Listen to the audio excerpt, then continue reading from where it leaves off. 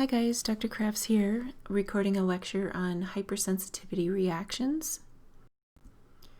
Here's some objectives for you to go through. Let me know if you have any questions on these. Here's some more. And here's our outline for what we'll do in this lecture.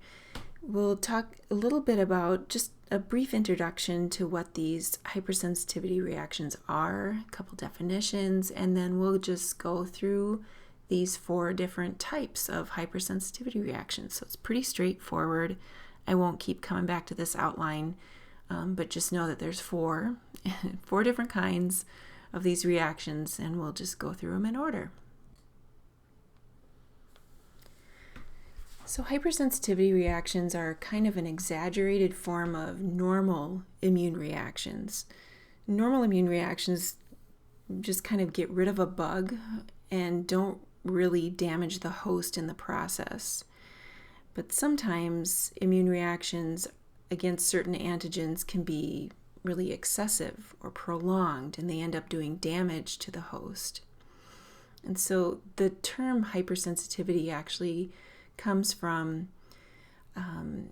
the normal word, which is sensitization. So when you are exposed to an antigen and you mount a normal immune response to that antigen, you're said to be sensitized to that antigen. But if you mount an excessive response or a prolonged response and it does damage, then that's a hypersensitivity reaction. So that's where that terminology comes from.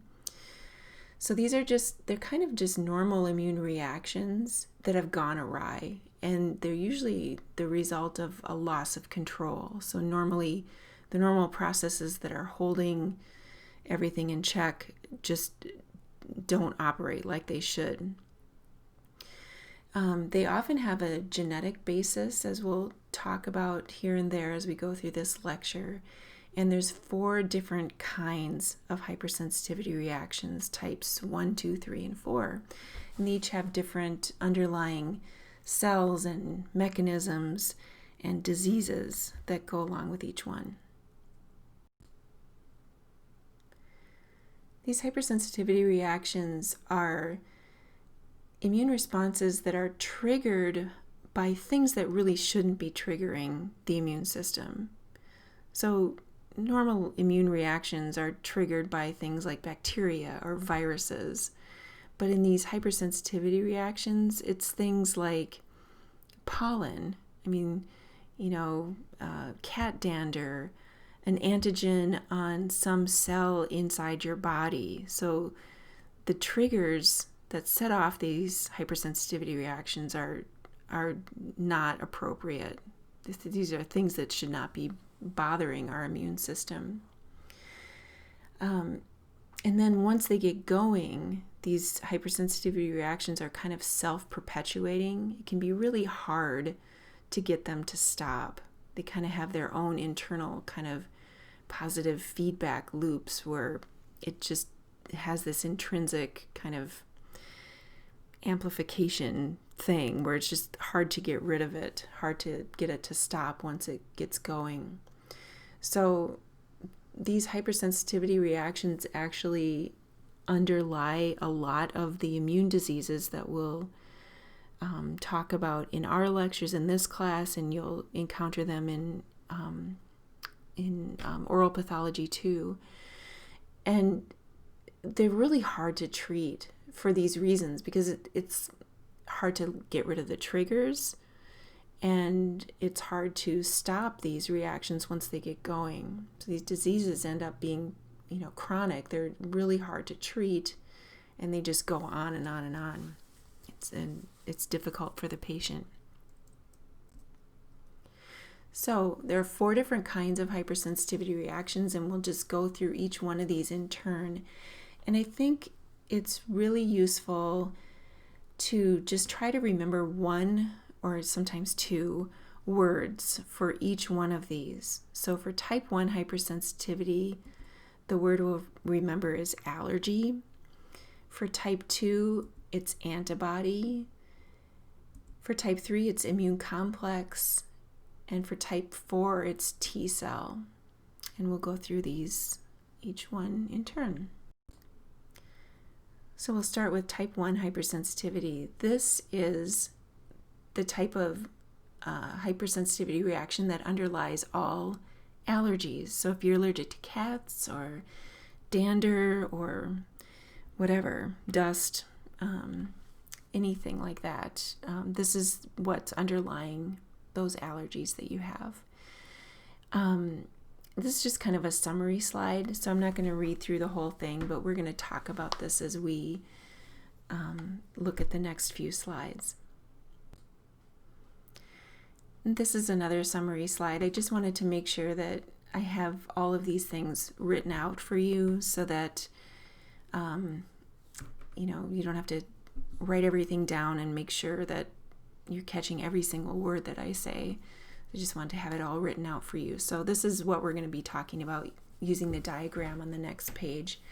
I just draw your attention though to a couple of these interleukins, IL-4, IL-5, and IL-13 here. These are things that have shown up on the boards, and so I'm inserting them here, and I think it'd be a reasonable thing to have you memorize what these different interleukins do, because they tend to show up from time to time on the board. So it'll make more sense once we look at the next slide.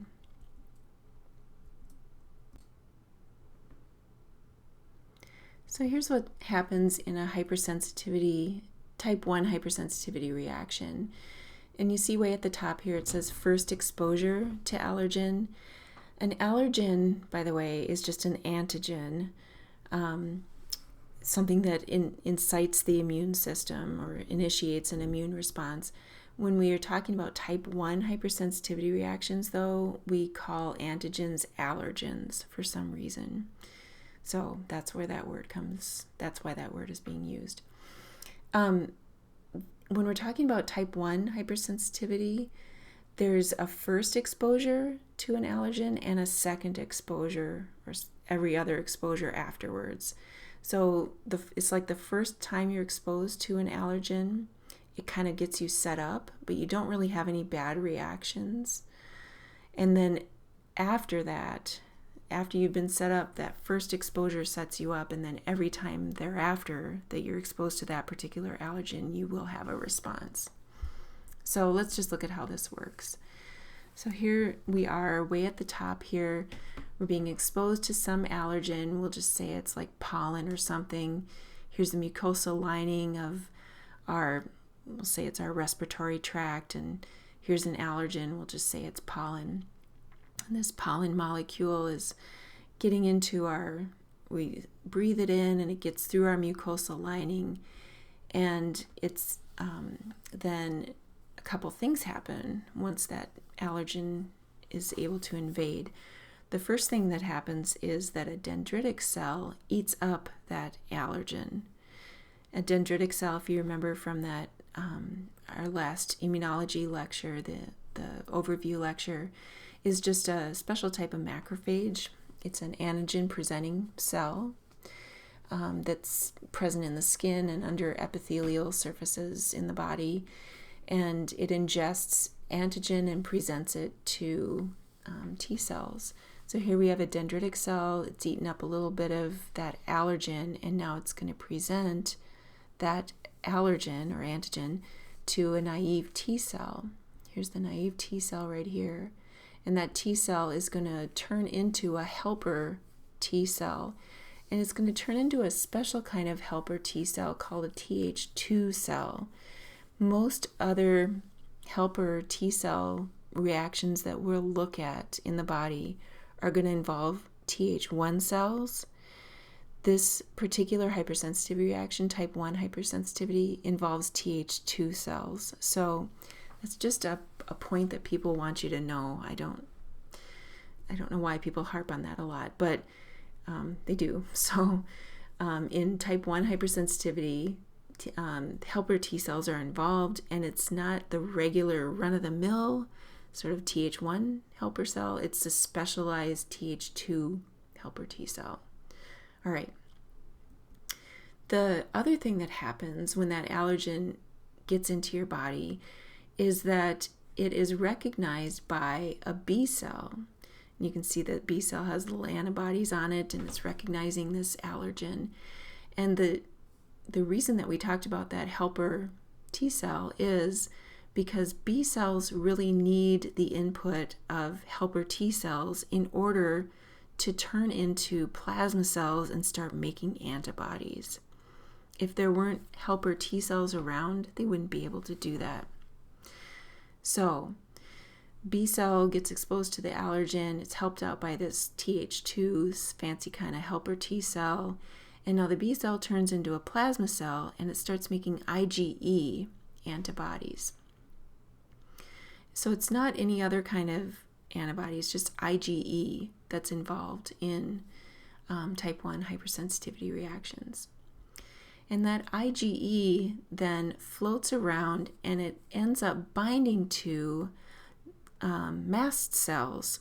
Mast cells are these weird little cells in the bone marrow. They get released into the body, and they float around in the blood, and they're in various tissues.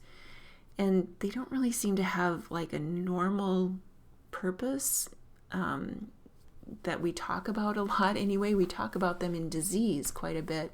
We don't talk about what their normal purpose is. But they contain these granules that we'll look at in just a minute that are full of kind of nasty stuff. Anyway, these mast cells have little receptors on them for the Fc portion of antibodies, and specifically for IgE antibodies. So the IgE that's made by the plasma cell in this step above here binds to the Fc receptors on this mast cell. And that's it. And that's where we stop the first time we're exposed to an allergen. So we breathe in the pollen, we go through all these steps, and you end up with mast cells in your body that are coated with IgE that's specific for that particular allergen. No symptoms at this point. Right? So here's all this IgE bound to this mast cell. But the mast cells are now sitting there waiting, and if you get exposed again, then all hell breaks loose. So here's repeat exposure to an allergen. So now you've been exposed already to pollen. Now you're breathing in pollen again. It's the next year or whatever, and you're breathing in pollen again, and you happen to be a person who's going to react to pollen, which is, by the way, nobody really knows exactly how that works. It seems to be there is some sort of genetic component to it, but it's not fully defined. But we know that allergies run in families, for example, and there have been some susceptibility genes that people talk about, from time to time, but we don't really know what they are. So there is some genetic basis for allergies. We just haven't really, I say we like I'm totally involved in all this research. I'm not. The medical community has not figured out what the genes are. So anyway, here's the next time you get exposed to this allergen, here's what happens. You have this mast cell now that's sitting there with IgE already bound to it, and now you get exposed to this allergen again, and now the allergen comes in and it binds to the IgE that's already stuck to the mast cell, and now that mast cell, just the binding of that allergen to the IgE bound to the mast cells triggers a response in that mast cell. It kind of like induces a change in the membrane of the mast cell, and the mast cell degranulates. It releases all of its granules that it already has preformed inside of it. It also makes new mediators as well. But the degranulation is kind of the big thing, the first big thing that happens. So that's what's shown here. The mast cell has these different kinds of mediators inside of it. It's got histamine, which is present in the little mast cell granules. And then it's got prostaglandins, or it actually synthesizes prostaglandins. The prostaglandins come from cell surface phospholipids, the phospholipid membrane of the cell, can be metabolized into prostaglandins, and those prostaglandins have an effect on the body too, just like histamine does. So histamine and prostaglandins together are the things that mediate the very kind of the immediate reaction that you get if you have allergies. So there's an immediate reaction that happens within minutes, and then there's a late reaction that happens within hours. And the immediate reaction is things like vasodilation, vessels get more permeable, and then smooth muscle constricts or contracts or spasms. So you might, if you have any allergies like to cats or to pollen or whatever, you'll notice that if you're allergic to cats, let's say, and you are in a room where there's a cat around, within minutes you'll notice that your nose starts running, and that's from vasodilation and vascular leakage. So the fluid will seep out of the blood in between the little endothelial cells in the blood vessels. Fluid will seep out. If it's a pretty bad allergy, you can even get bronchoconstriction. The smooth muscle in your bronchioles can constrict, and that's what happens in asthma. So there's all these different kinds of reactions that happen just within minutes of exposure, repeat exposure to an allergen. And then the mast cell also can make cytokines. Cytokines are things like interleukins that I mentioned on the previous slide. There were a bunch of them, 3 of them that I asked you to maybe take a look at memorizing. So those cytokines are just small, short peptide molecules that kind of act like little words between cells. There's tons of different kinds of cytokines. These particular cytokines involved in type 1 hypersensitivity do things like they make you make more mucus, they attract more inflammatory cells, they do all kinds of nasty things, and that takes a while. And because the histamine and the prostaglandins, the histamine is already preformed, it's right in those granules. The prostaglandins, that gets metabolized right from the cell membrane. That's pretty quick too. So those things just take minutes. Cytokines you actually have to synthesize. If you're a cell, you have to make them, build them yourself. So that takes hours. It can take a couple hours, even sometimes up to a day.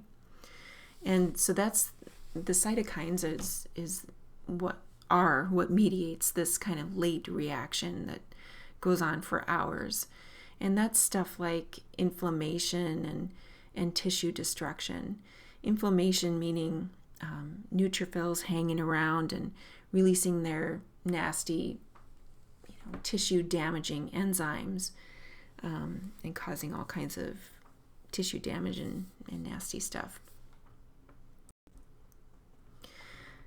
Man, it is really hard to record these things. I can't tell you how many times I've started over.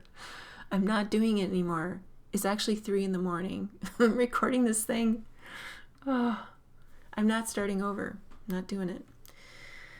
Okay. All right. Here we go. This is a slide just showing an intact mast cell on the left.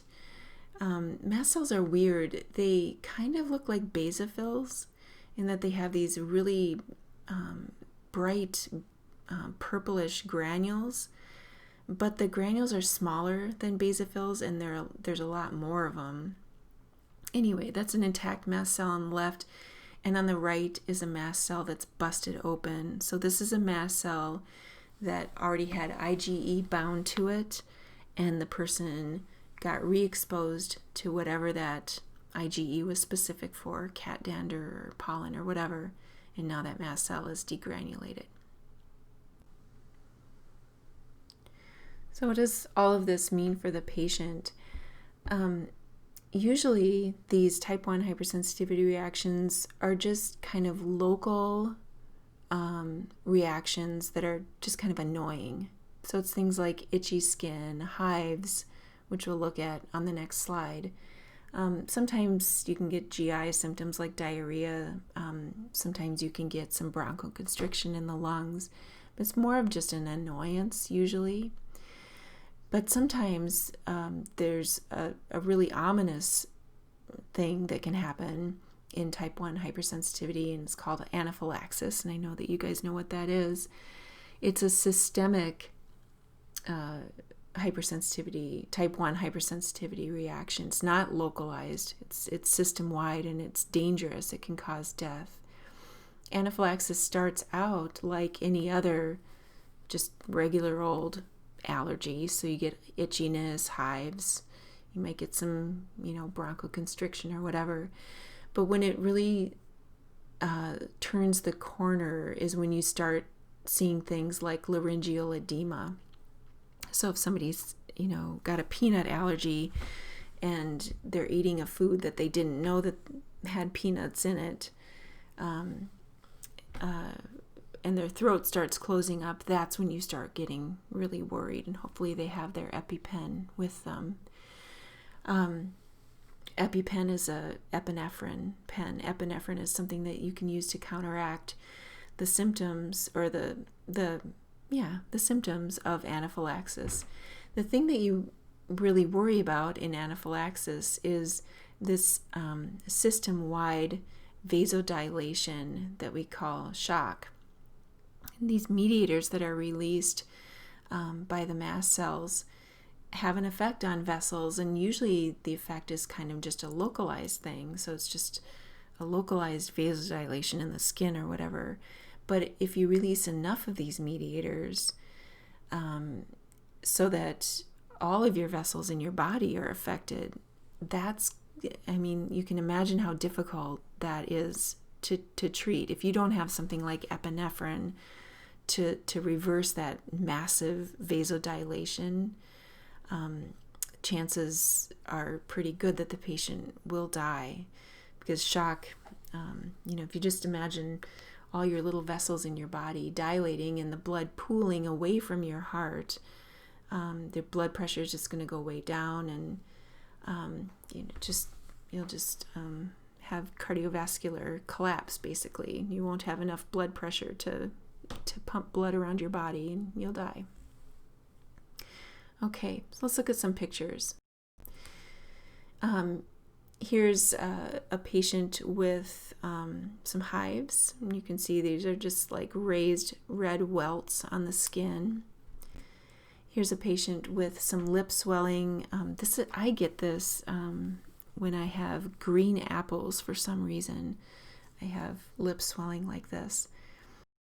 And here's a patient who had anaphylaxis. So before picture on the left and a during picture on the right. And you can see that, anaphylaxis starts out as just sort of a kind of a mild, there's maybe some hives and some itching and whatever, but eventually it's going to be so severe that, your eyes are going to swell shut if you don't get some medication, some epinephrine in time. You'll have massive effects from that. Okay, so that's type 1 hypersensitivity. We spent a lot more time on that than we'll spend on the others, just because it's kind of complicated with all those different steps. But the things to remember are that, first of all, there's a Th2 cells. That's important to remember. It's not just a regular helper T cell, this Th1 cell, this weird kind of specialized Th2 helper T cells.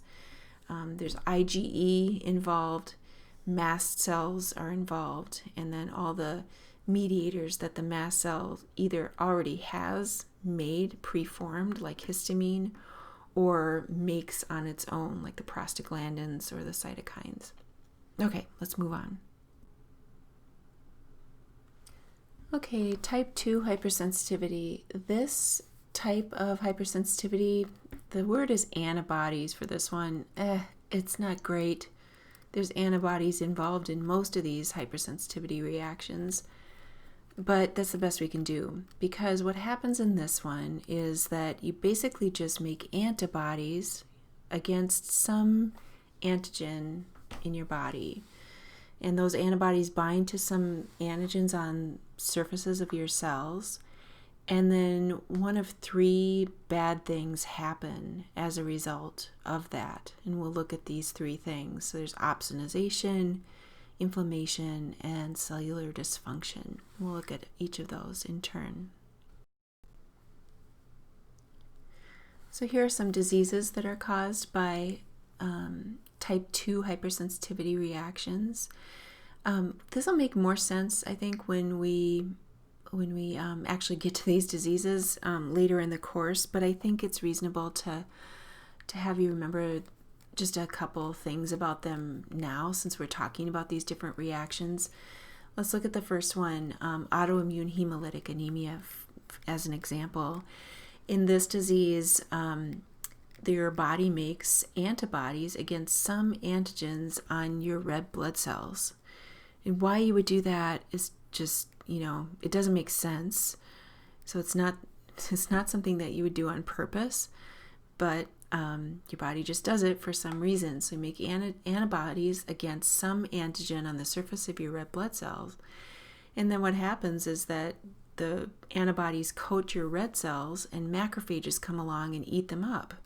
And that's called hemolysis. So that takes those red cells out of commission and your hemoglobin drops as a result. So you get anemic. So that's called autoimmune hemolytic anemia. There's a couple other diseases here that we'll talk about, myasthenia gravis and Graves' disease, as we go through these different mechanisms on the next slides. So in a type 2 hypersensitivity reaction, you basically just make antibodies against some antigen in your body, usually on the surface of some cell somewhere. And so once you do that, then those antibodies can do bad things. And here's the first type of bad thing that can happen. It's called opsonization. And here you can see a little antibody molecule stuck to a cell in your body. And when you coat a cell with either antibodies or with complement, either one, you can see there's complement here too, that is called opsonization, or the cell is said to be opsonized if it's coated with antibodies and or complement. And that's a cool word, actually, because it comes from a Greek word that means sauce, and it doesn't actually just mean sauce. It means like some delicious sauce that you put on otherwise untasty food to make it yummy, which is just like so Greek. I love it. It's so good. So this is a great word for this because these are cells that otherwise would not be yummy to macrophages or phagocytes. They wouldn't be interested in your normal red cells, but hey, coat it with some antibodies, opsonize it, put some nice sauce on it, and the phagocytes will come running. So here you can see a phagocyte that's got an FC receptor. FC receptor just means it's a receptor for the FC portion of antibody. So if you've got a cell sitting there coated with antibody, that means that the little variable portions are going to be stuck to the antigens on the surface of the cell, and the FC portions are going to be hanging in the breeze, and phagocytes can come along and they have receptors for that FC portion of antibodies, and so those will bind together, and then the phagocyte will just simply eat that cell. You can see on the right that it's probably a macrophage here. The cell is, the macrophage is just completely ingested, phagocytosed that cell that's been opsonized by antibody. So that's one thing, that's one bad outcome of type 2 hypersensitivity reactions, opsonization and phagocytosis. Here's a second bad thing that can happen when you make antibodies against something in your body, inflammation. So here's another diagram showing antibodies binding to the surface of a cell. Here they are right here. And here's some neutrophils coming along. There's some complement in here too. Complement seems to just hang out whenever. There's always complement around in in all of these, it seems. But the important thing here is neutrophils. Neutrophils have receptors for Fc portion of antibodies also. So here's a neutrophil. It's sticking on to this antibody that's been bound to the cell. And then instead of really just ingesting the cell, the thing that neutrophils have, or the things that neutrophils have, are nasty enzymes in their cytoplasm. So when you get a bunch of neutrophils around, that's not really a great idea, because they're going to release their little enzymes and damage tissue. So you'll get inflammation, and it's showing like this red color because you get enough neutrophils around, and you'll get that acute inflammation that we talked about in the first lecture with the redness and warmth from the vasodilation and all that crap. Oops. Oh, crap isn't a bad word. I'm not re-recording this. Okay, inflammation, second thing. Third thing is cellular dysfunction. And here's a couple diseases here that we'll just introduce here. We'll talk more about them later when we actually get to these particular points in the lecture, in the pathology course. On the left is Graves' disease. In Graves' disease, it's a disease of the thyroid gland, and you can see it here as a thyroid epithelial cell. Thyroid epithelial cells make thyroid hormones, and they do so when they're stimulated by TSH, or thyroid stimulating hormones. You can see a little thyroid stimulating hormone receptor up at the top here. So what if you made an antibody that bound to that TSH receptor? If you made an antibody that bound to that receptor and stimulated that receptor, that would make that cell make more thyroid hormone. It would make the cell think that it had TSH bound to it, and it would make thyroid hormone. And that's what happens in Graves' disease. You make antibodies against this receptor, the thyroid cell thinks that it has TSH bound to it and starts making thyroid hormone, and then you go into hyperthyroidism, where you have a rapid heartbeat and all this other stuff. So that's one bad thing that can happen. So that's cellular dysfunction, kind of over-functioning cellular dysfunction.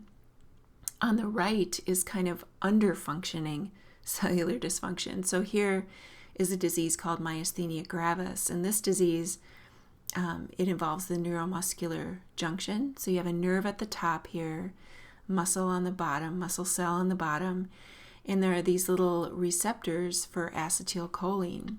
Acetylcholine is a neurotransmitter that comes out of a nerve ending. It crosses the synapse, and then it binds to the little acetylcholine receptors, and it stimulates movement.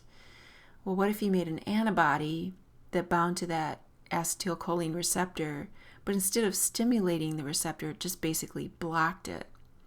Well, then you wouldn't be able to get your nice little acetylcholine molecules onto that receptor. The neurotransmitter wouldn't bind, and your muscle wouldn't be able to contract. And so that's what happens in this disease called myasthenia gravis. You just get this muscle weakness because you make antibodies to the acetylcholine receptor, and that prevents the neurotransmitter from binding. So 2 ways that you can get cellular dysfunction in a type 2 hypersensitivity reaction. And again, it's just antibody mediated. All you're doing is making antibodies against something. In this case, it's against a cell surface receptor. Oh, I guess I have a little arrow here. So here's the antibody for myasthenia gravis. Okay, moving on to the next one, type 3 hypersensitivity. 2 words here, immune complexes. In type 3 hypersensitivity, there's antibodies involved, but it's not just antibodies that are sitting on the surface of a cell. It's antibodies that are binding to antigens and forming these complexes of antibodies and antigens. And these complexes circulate around, and they get stuck in vessels, and they stimulate all kinds of badness inside these vessels, inflammation, and you can get platelet plugs and cytokine release and all kinds of nasty things. And you just wind up with tissue damage and a wide variety of things. Here's a couple diseases that are really well-known diseases that are caused by type 3 hypersensitivity reactions. The first one, lupus, you've probably heard of. I'm sure you've heard of lupus. This is a weird disease because it's caused by a type 3 hypersensitivity reaction involving nuclear antigens, which is just weird because when do you get exposed to nuclear antigens? The nucleus is on the inside of the cell. You really don't see the nucleus of a cell, so why would you make antibodies against those antigens? It's a complex disease, and we'll talk about it later when we get to the next lecture, actually, on immune diseases. We'll talk about lupus. So it's kind of weird. You make antibodies against an antigen in the nucleus of a cell. And the point is that you make antigens, or you make antibodies against those antigens, and you wind up with these immune complexes that get stuck inside vessels all over the body. And you can get everything from kidney problems, that's nephritis, to vascular damage in the skin. So you can get skin lesions, you can get joint problems or arthritis. There's all kinds of stuff in lupus that you can get. The other disease, polyarteritis nodosa, we'll talk about later when we get to the cardiovascular system in systemic pathology. But this is a disease that involves vessels, and many patients seem to be making antibodies against hepatitis B antigens for some weird reason, and what you wind up with is just a systemic vasculitis, which is just inflammation of vessels. So here's what the problem is, just written out in words. We're going to look at diagrams, but I just wanted to write out in words so you didn't have to make sure that you caught every word and wrote it down. Here you have it all written out for you. So let's look at the pictures because that's better than just reading off a slide. So type 3 hypersensitivity involves the formation of immune complexes. And immune complexes are kind of a normal thing to make when you're trying to get rid of an infection. So if you have some, bacterial infection or viral infection or whatever, and you have particles that you're trying to get rid of, you normally do this. That's what one of the things that antibodies do is they bind up these antigens in the circulation and get rid of them. But in this hypersensitivity reaction, these immune complexes are either made against an antigen that you're really not trying to clear, or they're made excessively and in a prolonged fashion. So just another example of how these are kind of like weird exaggerations of normal immune responses. So here's the first step in a type 3 hypersensitivity reaction. You just make an immune complex. So you have some kind of antigen floating around, and you make antibodies against that antigen. And then those antigens and antibodies bind together to form a complex. The next thing that happens is that immune complex is going to get deposited. It gets deposited in the wall of a vessel, typically, is where you see damage. And that's not a great, anytime you do anything to the lining of a blood vessel, it's not going to be a good idea. Anytime you mess with the endothelial surface inner lining surface of a vessel. That's not a good idea because that can attract platelets to the area, and it starts you down the process of coagulation, and all kinds of bad stuff happens. We'll talk about coagulation in systemic pathology. We won't get into that too much right now, but just kind of a heads up that whenever you do something to endothelium inside a blood vessel, bad things are going to happen as a result. And so here we're sticking an antigen-antibody complex down into the endothelium, and bad stuff's going to happen. One thing that happens is that complement shows up. And complement is a series of proteins that has a bunch of functions, one of which is to poke holes in things like bacteria and get rid of them. Another thing complement can do is attract inflammatory cells. And so here you can see a neutrophil coming along here. It's got receptors for the Fc portion of antibodies.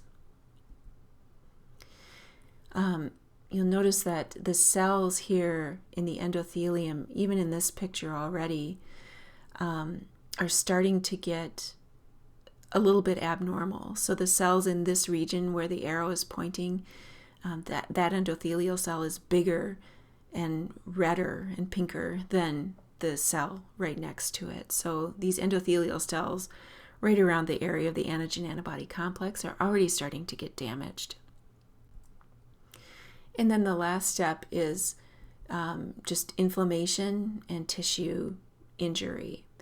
So you've got this immune complex sitting in here, and that thing it's calling in complement, it's calling in some neutrophils. The neutrophils are releasing their nasty little enzymes, and the neutrophil enzymes do a lot of tissue damage. There's like elastases and proteases and all kinds of ACEs, all kinds of damaging enzymes, and they just sit there and dissolve. Basically, it's like battery acid or something. They just dissolve tissue, and they do a lot of damage that way.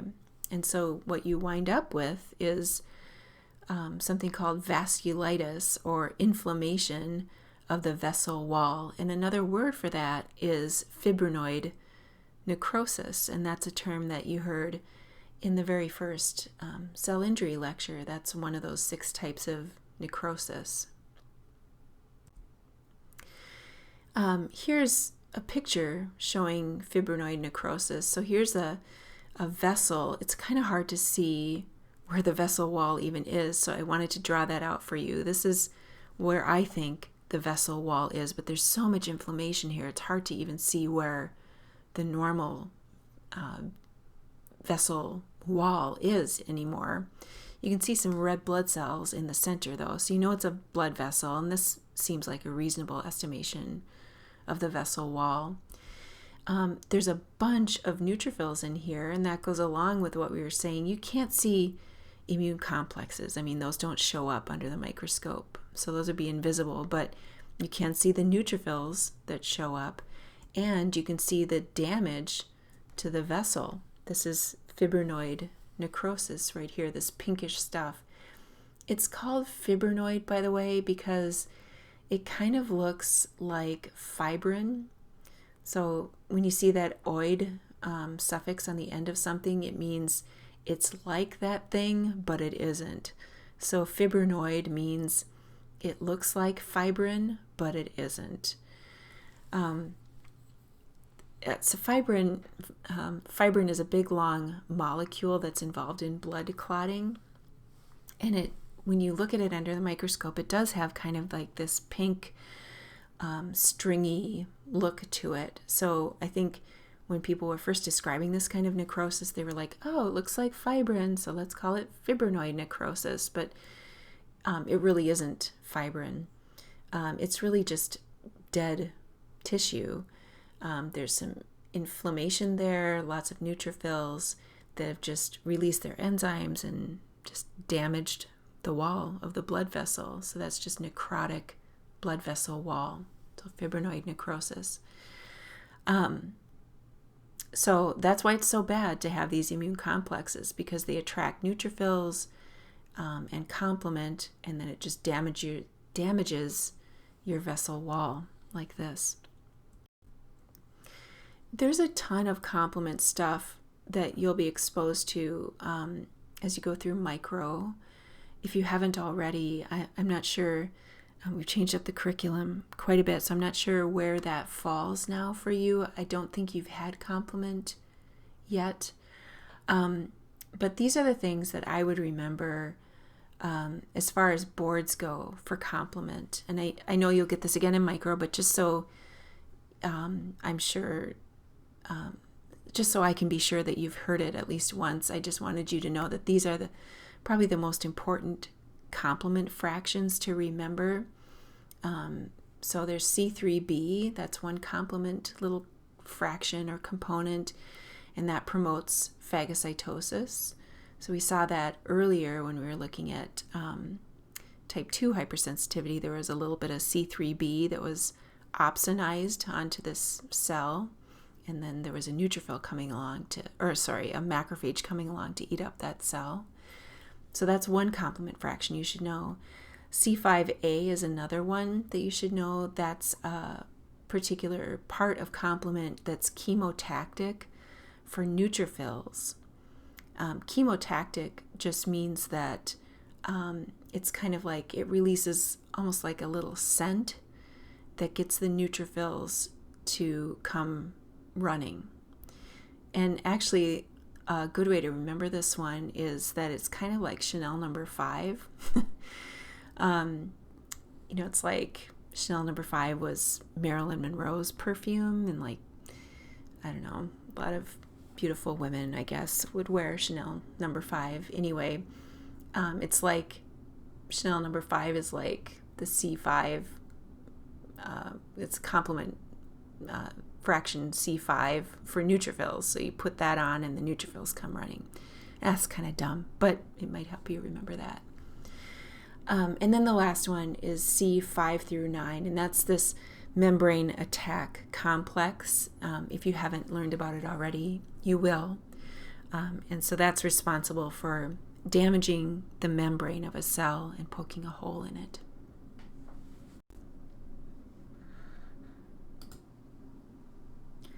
So we're finally at our last type of hypersensitivity, type 4 hypersensitivity. And for this one, you just need to remember T cells. That's all. Well, that's not all, but that's all for the little summary words that you would need to remember. There's two types, actually, of type 4 hypersensitivity, and that kind of makes sense because there's basically two kinds of T cells. There's helper T cells and cytotoxic T cells. And so it kind of makes sense that there'd be two kinds of type 4 T cell mediated hypersensitivity.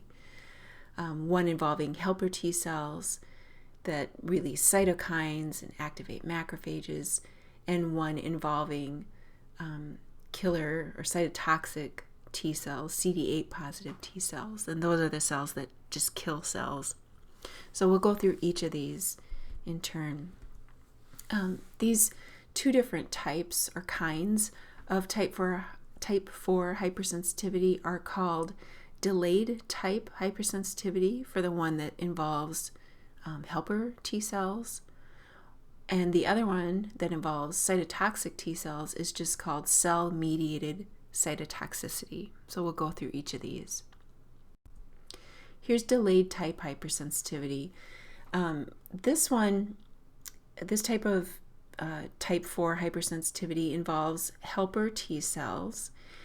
And this one, I think some people sometimes get it confused with type 1 hypersensitivity, or it kind of has an echo of type 1 hypersensitivity because it's got this kind of first exposure and then repeat exposure theme going. So the first time you get exposed to an antigen in delayed type hypersensitivity, you really don't have a reaction, but it kind of gets you set up for every other time you're going to get exposed to that antigen. So The first time you get exposed to an antigen with this particular kind of hypersensitivity reaction, the antigen gets into your body, and an antigen presenting cell, like a macrophage or a dendritic cell, presents that antigen to a CD4 positive T cell. That's going to be a helper T cell.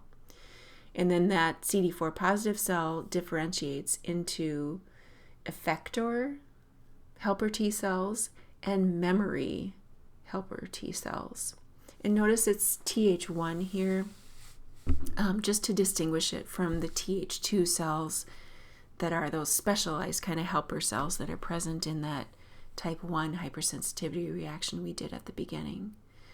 So you get exposed to an antigen presenting cell presents that antigen to a CD4 positive T cell using, by the way, its MHC2 receptor, right? I want to stick that in here because it's important that you guys remember which MHC is which. So MHC1 receptors are on all cells in the body, and they present antigen to CD8 positive T cells. And then MHC2 receptors are on just antigen presenting cells. And MHC2 receptors present antigen to CD4 positive T cells. And you can kind of remember that because 1 times 8 is 8, and 2 times 4 is 8. So MHC1 presents to CD8 positive T cells. MHC2 presents to CD4 positive T cells. So you should just try to remember that. So anyway, back to our little delay type hypersensitivity. So a patient's exposed to an antigen. The antigen presenting cell presents that antigen to a CD4 positive T cell using its little MHC2 receptor. And then that CD4 positive T cell is going to differentiate into an effector, a bunch of effector cells, and a bunch of memory cells. All of these are going to be helper T cells of the Th1 variety. Okay, done. That's your first exposure. Nothing really happens though. Even though you make some effector ones, nothing really happens. But then if you get exposed again, then those memory Th1 cells, they're going to come back. And how they know how to do this, I have no idea. But they come back to that site of antigen exposure, and then they release just a ton of cytokines that do nasty things like activate macrophages, which wouldn't be so bad. I mean, I guess if you want macrophages around to eat up whatever that antigen is, that would be fine.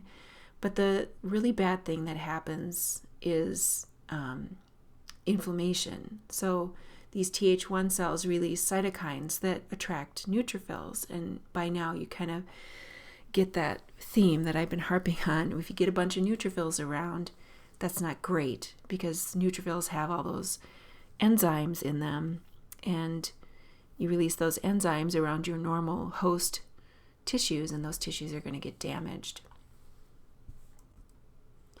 So here's a little diagram showing delayed type hypersensitivity. We've got an antigen presenting cell here on the left, a macrophage probably.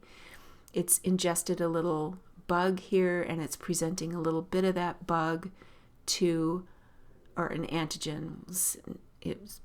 Avoid using the word bug here because we're talking about hypersensitivity, and it's usually something, kind of useless that's triggering this whole thing. So the macrophage is eating up whatever that little antigen is. It's presenting it to this CD4 positive T cell using its MHC2 receptor. And then that CD4 positive T cell is going to differentiate into effector and memory T cells. And then the next time you get exposed to that antigen, those memory T cells are going to come back. Memory helper T cells are going to come back to that site of antigen exposure, and they're going to release a ton of cytokines, and that's going to call in inflammatory cells which is going to damage your tissue. So neutrophils are going to release all their proteases and all kinds of elastases and all kinds of nasty things, and that's going to damage tissue. One example, clinical example of delayed type hypersensitivity is poison ivy. And so if you've ever had poison ivy, this is what it looks like. This would be the second or later exposure. The first exposure, you wouldn't get these big vesicles or bully or blisters full of fluid. But the second time and third time and fourth time, you would get this kind of reaction. And if you look under the microscope, actually, you can see there's what we call perivascular cuffing by CD4 positive cells. And so here's a bunch of lymphocytes in here. And you can kind of tell that they're lymphocytes, I think, because they're small, round-ish blue cells, nuclei. If they were neutrophils, they'd have a lot more kind of, they wouldn't look so round. The nuclei would look like little Mickey Mouse ears. So here's a bunch of lymphocytes. You can't tell that they're T cells, much less whether they're helper or cytotoxic T cells, but they look kind of like lymphocytes as opposed to neutrophils. A bunch of lymphocytes sitting here around these, probably what are little tiny blood vessels here. And by the way, the arrows on the top here, on the left-hand picture, are pointing to little spaces that are developing within the dermis, and that would be consistent with poison ivy. If they coalesce together and formed big blisters that would have a lot of fluid inside. On the right is a special stain. An immunohistochemical stain is another way to say it, special for CD4. So it's just an immunologic stain that has that reacts only with CD4 positive T cells. And so if you want to know whether those lymphocytes are CD4 positive or CD8 positive, you can do special stains. And this is just a special stain for CD4, and it's lighting up like crazy. As you can see, the arrow is pointing to one of the cells that's staining brown, but there's all kinds of them all around here. So that's how you would prove that these are, first of all, T cells, and secondly, that they're CD4 positive T cells. And then the second kind of T cell type 4 hypersensitivity reaction is this thing called cell-mediated cytotoxicity. And so this is the one that involves CD8 positive T cells. And CD8 positive T cells are normally used to kill infected cells. So CD8 positive cells, if stimulated properly, will develop into cytotoxic T lymphocytes, or CTLs. And those guys just go in, kill infected cells. The infected cell has to be holding up the antigen that this cytotoxic T cell has been primed for. It has to be holding it up using a little MHC1 receptor, because MHC1 receptors present to CD8 positive T cells. Anyway, so that's what normal cytotoxic T cells do. In this hypersensitivity reaction, it's the same idea. You've got cytotoxic T cells, and they're binding to cells that are holding up antigens on their little MHC1 receptors, but they're cells that you don't want to destroy. So it's not an infected cell. It's like a pancreatic islet cell. We'll talk about that in a minute. Or it's a kidney transplant that you've put into somebody, and now it's being killed off by a cytotoxic T cell. So it's just a normal response that's been triggered inappropriately and maintained inappropriately. So here's a picture showing this process, and it just looks like normal. I mean, this is what normally happens when you have an infected cell, but here it's directed against cells that you shouldn't be getting rid of. So here's a little CD8 molecule on the surface of this T cell here, and it's binding to an antigen that's being held up by an MHC1 receptor on this cell, whatever this cell is here. And then as soon as that happens, the cytotoxic T lymphocyte is just going to kill that cell. And so you'll get this tissue death as a result. And there's a couple diseases that you might want to remember that are caused by type 4 hypersensitivity. I just picked one for each of these different kinds of type 4. So there's MS. MS involves a delayed type hypersensitivity with helper T cells that are reacting against antigens in myelin. Myelin is that sheath that surrounds nerves. And if you attack that myelin, if you get enough inflammation there mediated by these helper T cells, you're going to damage the myelin, and that's going to make it difficult for you to do certain things like move your legs or control your bladder or whatever. So there's all kinds of symptoms related to or that can occur in multiple sclerosis from this demyelination.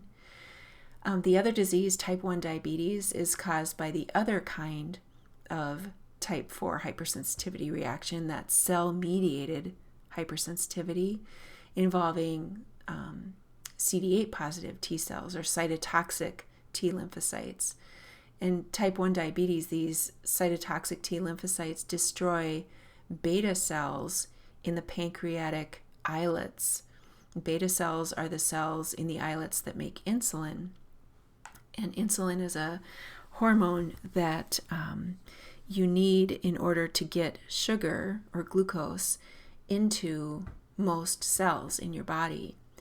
So if you don't have enough islet cells, beta cells in your islets, you're not going to make enough insulin, and you're not going to be able to get the glucose that you eat into your cells, and so it's going to build up in the blood, and that's called hyperglycemia. That's one of the symptoms of diabetes. There's tons of other problems that go along with that, and that are a consequence of hyperglycemia, and we'll talk about those when we actually get to that disease later in Systemic Path. So I realize I just went over an hour by a couple minutes. I apologize for that. So anyway, let me know if you have any questions. I'm going to post this now, and I will post a couple updated summary videos for you in the next day or two, so that you'll have those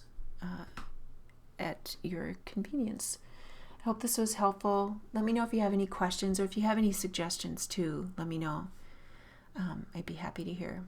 All right, you guys, thanks for listening.